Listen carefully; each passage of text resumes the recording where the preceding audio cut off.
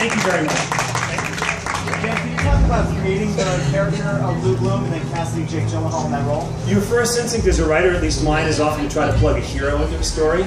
And I beat my head against a wall trying to fit a hero into the story of Nightcrawler. And one day, I think maybe after watching Face in the Crowd or Sweet Smell of Success, I became intrigued with the idea of an anti-hero.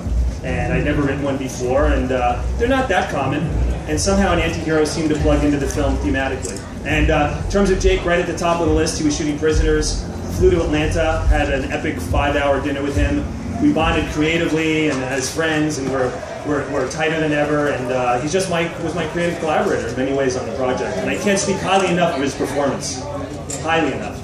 How would you describe Lou? Is he a sociopath? Is he mentally ill? Lou is the question is how would I describe Lou? Lou is a maladjusted young man abandoned into a world of transactions. And that sounds very highfalutin when I say it. So I didn't mean that. Yeah, he's maladjusted. He's probably on the Asperger's autism spectrum. Those things are not connected. They're just in my film they were. And he's a guy whose capitalism has become his religion.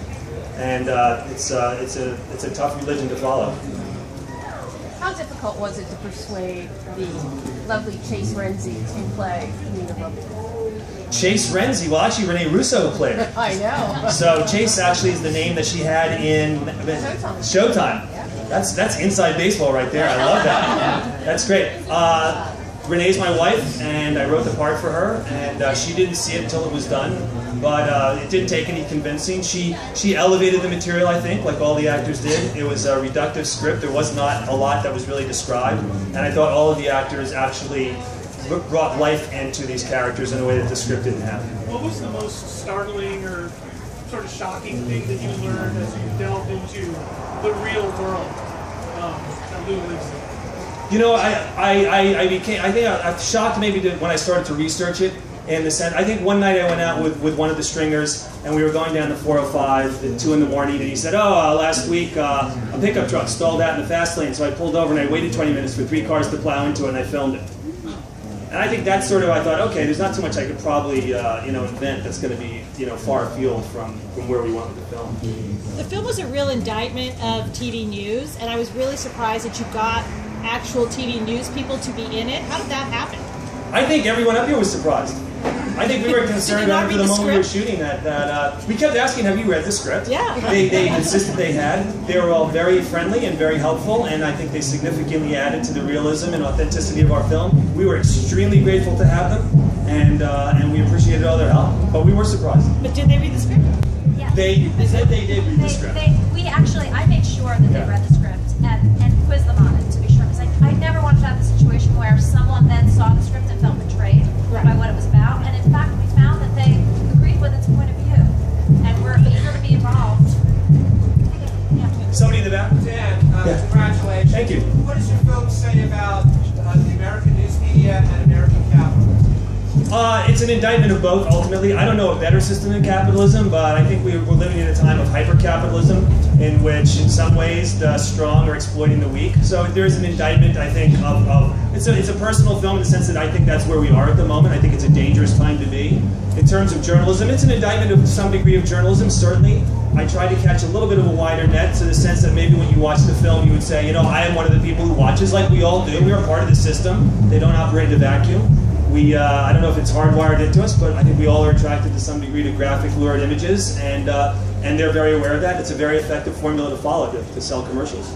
Can you watch the local news without thinking of Nightcrawlers and your movies? I love watching local television news. To me, it's like kabuki theater. There's great costumes and great makeup, and it follows a very formulaic script, and it's sort of comforting, like watching baseball a little bit. How thrilling or painful is it to write such a guiltless character?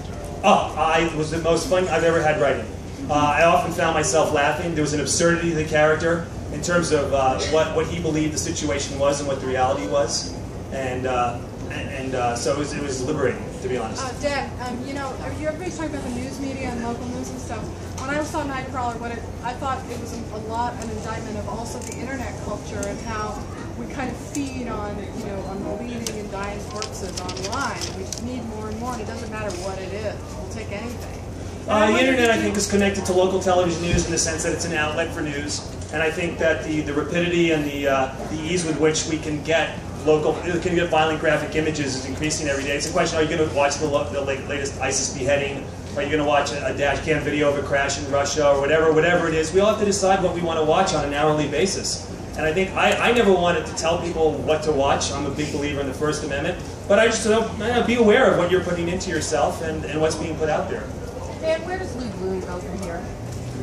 Lou Bloom, in 10 years, is going to be running a major multinational corporation with 50,000 employees, and I worry about every one of them. You had a lot of production value, but this is a low budget or modest budget film. What was the difficulty in getting all those locations, your crew, how did they... The key to a low-budget film is to have producers like this. You need to be surrounded by people who know what they're doing, who support your vision. I'm standing on the shoulders of the people I'm standing up here with. I'm a first-time director. There's a reason why they give this award to the director and the producers, because the people who run this place understand the crucial interface between them. So I very much am the beneficiary of a tremendous amount of experience and talent. People had such belief in Dan's script that they were willing to do the movie for practically nothing. So everyone did the movie for either scale or free to be involved. And that was how we were able to get so much production value. One thing you touch on in the film so beautifully is how difficult it is for the younger generations to get a job in the film. And I was just wondering what your advice would be to people who are in their 30s and doubting themselves and having a really hard time trying to find work and trying to find their way.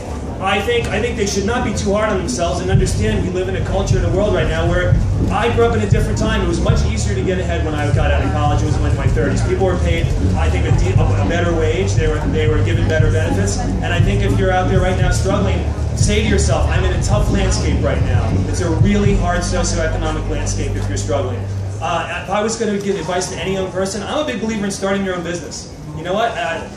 Rather than become an employee, start a business. And create something. I would rather be at the mercy, if I was unemployed right now, I would rather be at the mercy of my own creative instincts and my own energies on a daily basis than to rely on somebody to promote me. So I mean, that's not possible for everybody, but if you have an inclination to start something, start it, do it. Great, thank you guys.